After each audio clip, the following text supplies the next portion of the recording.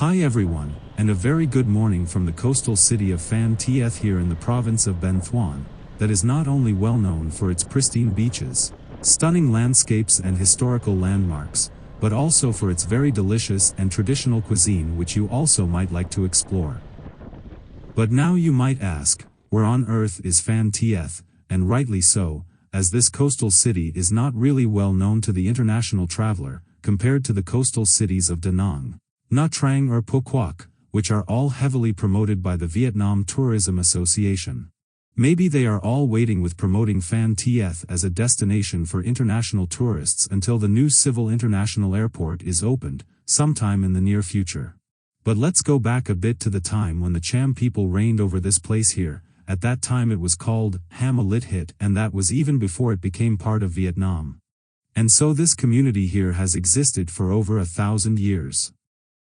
Then sometimes before the 1990s, when Phan Thiết was just a medium-sized backwater town. That was the time when it gained a name as the birthplace of the Vietnamese fish sauce and the cultivation of the dragon fruits. Although the craft of making Phan Thiết fish sauce has existed by the locals here in this coastal city for well more than 300 years. But it was only when the Vietnamese occupied the area in the year of 1693, that the fish sauce from Phan Thiết got famous. And that was after they started the commercialization of the fish sauce by keeping the sauce in barrels and selling it throughout the country. The fish sauce business got a further boost when it was popularized by a guy called Tran Hung Dao, and who was born in 1872 and created his special recipe. But it was really in the early 20th century, when the Phan Thiết fish sauce manufacturer, Lien Ton, appeared. And then garnered considerable commercial attention by bringing this sauce to a wider audience. Interestingly, Lien Ton was also the owner and founder of the Dục Thanh Phan Thiết School, where teacher Nguyễn Tất Thành, who later became Ho Chi Minh, used to teach. Moreover, it was also Lien Ton who contributed to organizing and financially supporting patriot Nguyễn Tất Thành to enter Saigon and go to France. However, Phan Thiết really started to appear on the world map when the tourism industry got somehow wind of this area. And that was in the early 1990s when the first resorts began to appear along the beaches in this region. And then suddenly by 1995 the name Phan Thiết popped up in hundreds of news articles and television programs around the world. And that was due to a rare solar eclipse that had been predicted by scientists, and they said that one of the best places in the world to see the total eclipse was on the Rang Beach, which is just a few kilometers northeast of the Phan Thiết city center here. At that time, the Rang Beach had only one nice resort, and that was the newly opened Coco Beach Resort. Besides this only resort there were also some guest houses, but it was primarily just a small residential community and home to a few hundred fishermen and their families, who were all centered around the Ham Tien market. And then the Tuesday of October the 24th of 1995 arrived, and so did the many foreigners and would-be astronomers who came here to watch the solar eclipse. Some quickly issued guidebooks directed the tourists and astronomers to the beach located in front of the Mui Ne Bay, which was then incorrectly referring to the Ham Tien area as the Mui Ne, and the Rang Beach as the Mui Ne Beach. And from that day onward, most of the tourists have mistakenly referred to everything east of the city center as being Mui Ne, while Mui Ne and Ham Tien are actually two different administrative divisions of the Phan Thiết province, and by no means synonymous. Anyway, and by hoping that they could benefit from the tourists' familiarity with the now popular nomenclature of the name Mui Ne, almost all the hotels, shops and restaurants along the Rang Beach and in the Phu Hai Ward started to add the name Mui Ne to their names as well as onto their websites and advertising brochures. And they even went as far as to insert the name Mui Ne into their addresses. This blatant misuse of the description of their locations has continued up to this day, and needless to say that it is causing a huge confusion among the tourists and the visitors.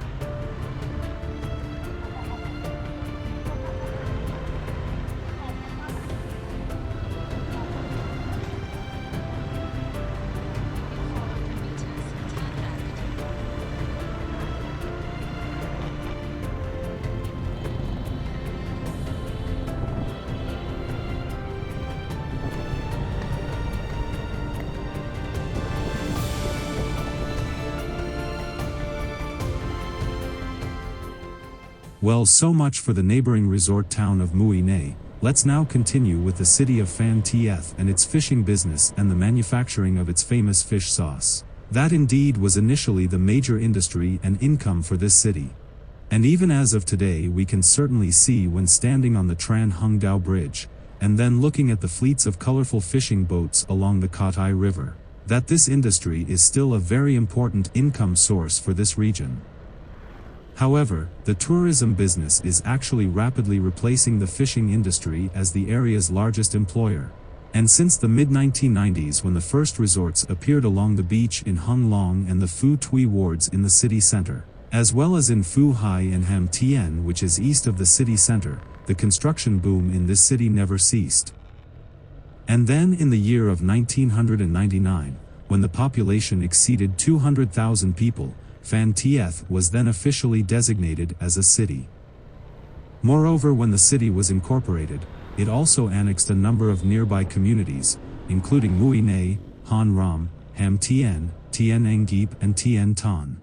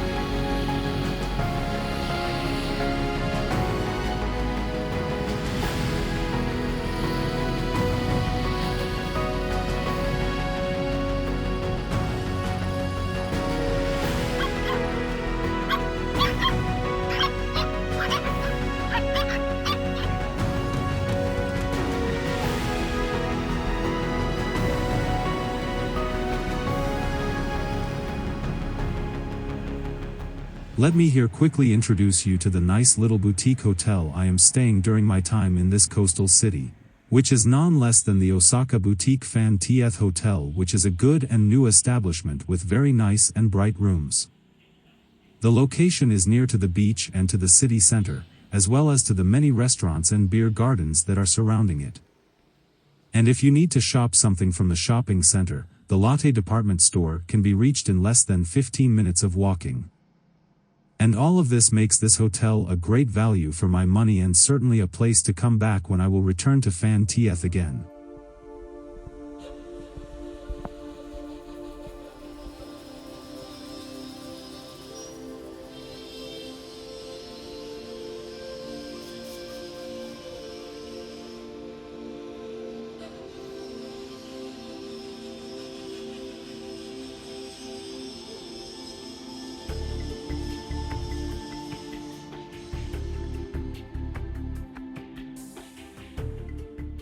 Now let's talk a bit about the south side of Phan Thiết, where the beaches at the Tien Ton commune and Kê Gà are located.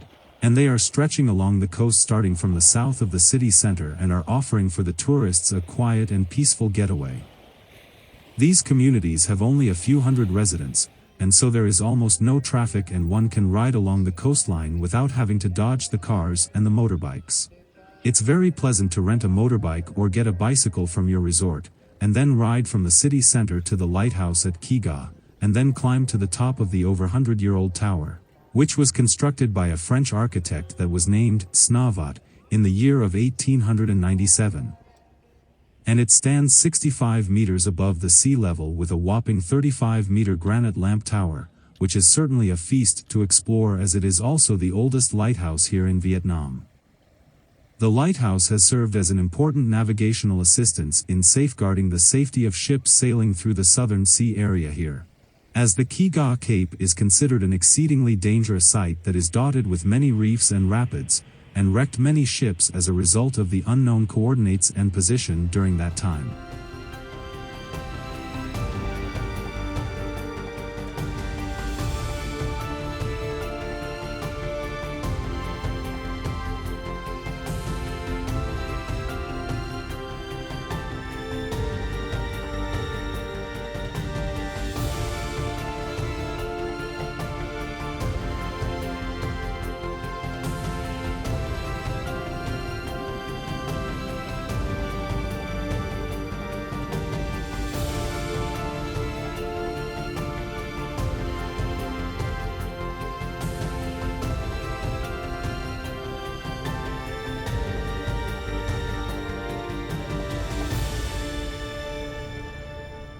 And now back to the present day of Phan Thiết City, and like in any of the medium-sized cities anywhere in the world, the city center here has a lot of restaurants, shopping malls, markets, cafes and stores. It is even the proud owner of the Dục Thanh School, where in the year of 1910, young Nguyễn Tất Thành, who would later become Ho Chi Minh, taught at the Dục Thanh School before leaving the country to seek ways to save the nation. And as of today, it is needless to say that the Dục Thanh School is now a visitor attraction and a museum, as the original school building and surrounding area have been preserved as a relic site, now known as the Dục Thanh Relic Area, and also to commemorate Ho Chi Minh's time here and the school's role in the national struggle for independence.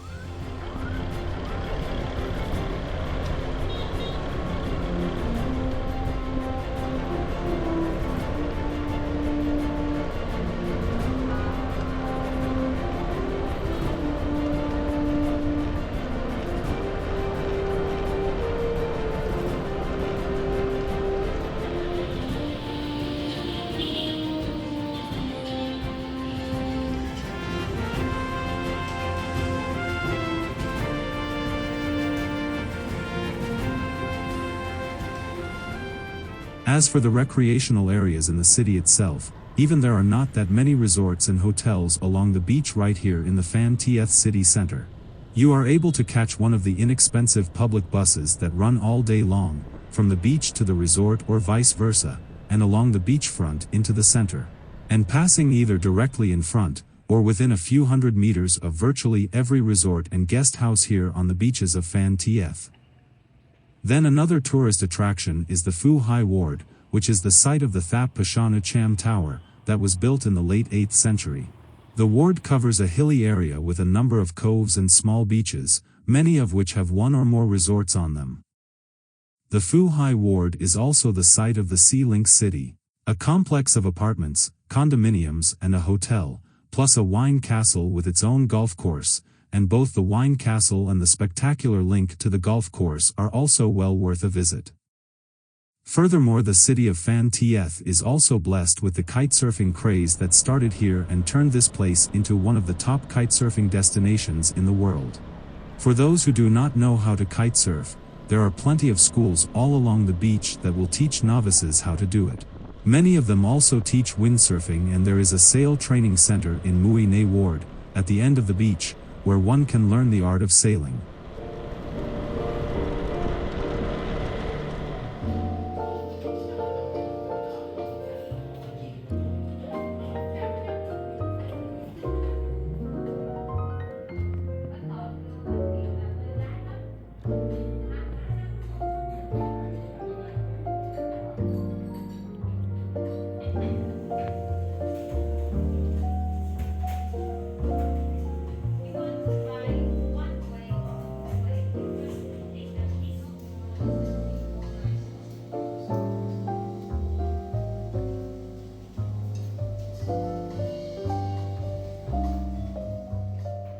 And then, just east of Ham Tien is the real Mui Ne, consisting of two communities, which are the Mui Ne and the Han Ram community, with its two beaches, the Gan Beach and the Soi Nuoc Beach.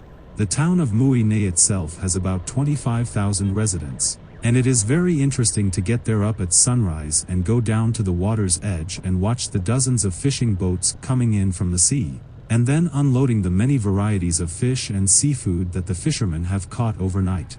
Their families then gather to help them separate the fish and prepare them either for the market or for the fish sauce factories which are located near to the city center. Then a bit later you can head up to the market in the center of the Mui Ne town and watch the locals haggle over the pricing for everything, starting from seafood to pigs, chickens and many things more. Another popular attraction is located around a 30 minutes ride to the west of Phan Thiết, and it is the Ta Ku Peak with an elevation of 695 meters above the sea level.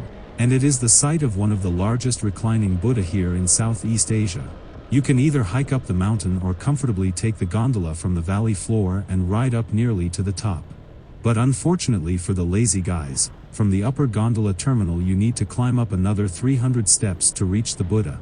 And that is the point where you will be rewarded with a spectacular view overlooking the plains with its rice fields and dragon fruit farms below, and if you are really lucky, on a very clear day, you can almost see Ho Chi Minh City in the distance, but that's like winning the jackpot in the lottery, and I am sure you know what I mean.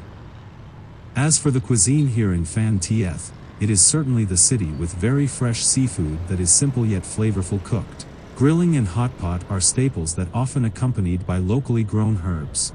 And one of my favorite is the grilled squid that they serve with a tangy chili lime sauce and can be accompanied with a very refreshing and yummy raw fish salad, a kind of sashimi a la Phan Thiết.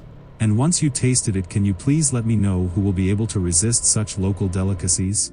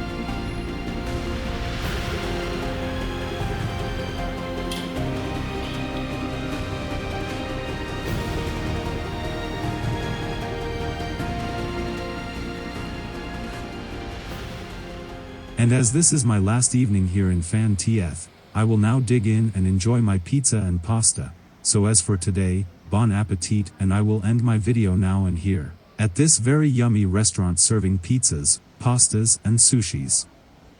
Thanks a lot for watching, and I am looking forward to see you back in my next part, when I will ride on the coastal road up to Barria and then onwards and back to Ho Chi Minh City. So don't miss it, and cheers to all of you, and see you again in my next exciting 12th episode of Discovering the Real Vietnam.